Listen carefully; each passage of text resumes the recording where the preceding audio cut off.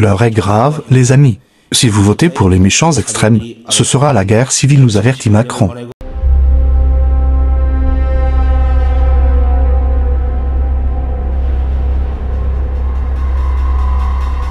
Il a recyclé un vieil argument du débat de 2022. C'est très original.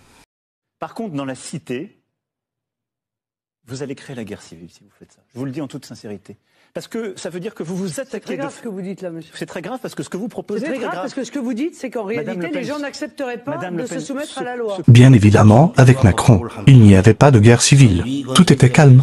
Citons quelques exemples. Les gilets jaunes.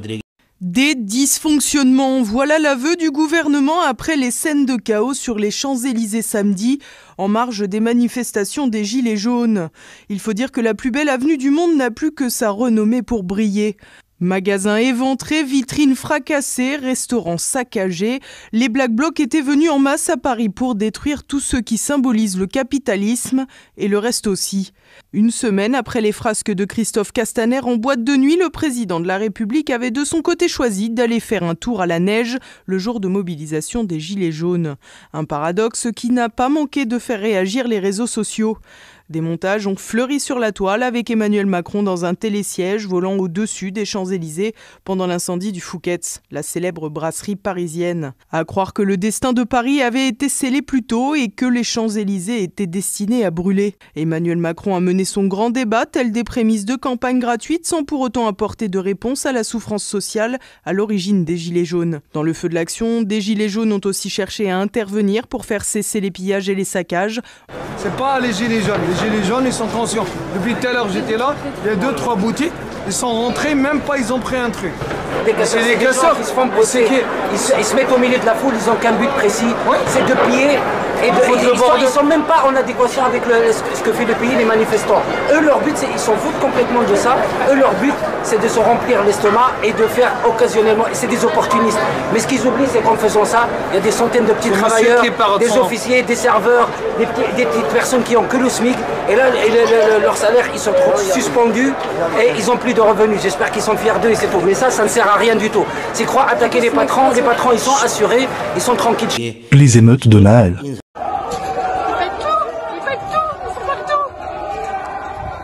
Les motos.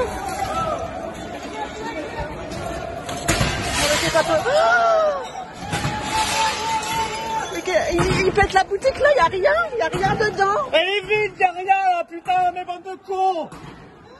Attends, ils sont devant chez nous là, Binge. Ils sont fous. Ils pètent tout. Appelle les flics. Ils vont pas venir, je les ai appelés 15 fois. On les a appelés, ils pètent tout. Et même des petites boutiques qui n'ont rien demandé. La Nouvelle-Calédonie. Le long des routes, à perte de vue, ces bâtiments réduisent en cendres. Locaux d'entreprises, commerces, stations-service. De ce concessionnaire automobile, par exemple, il ne reste plus rien. Chaque jour, il y a des dégradations supplémentaires. Alors, c'est très compliqué d'inventorier, de répertorier les dégâts faits aux entreprises. De toute manière, ce sera monumental, ce sera colossal. Les premières nuits, les dégâts étaient estimés à 200 millions d'euros.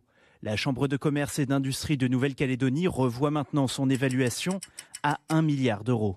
200 entreprises ont déjà brûlé, 400 ont été dégradées et les émeutes continuent. La succursale Renault en Nouvelle-Calédonie a eu 300 véhicules incendiés la nuit dernière. Nous avons eu encore 2 écoles brûlées, une qui a été entièrement pillée dans les quartiers nord. Rien que dans les quartiers nord, il ne reste plus qu'une école sur 5. Le ministre de l'économie Bruno Le Maire a rencontré les assureurs hier. Objectif, les inciter à couvrir le mieux possible les entreprises sinistrées. C'est vachement la paix civile avec Macron.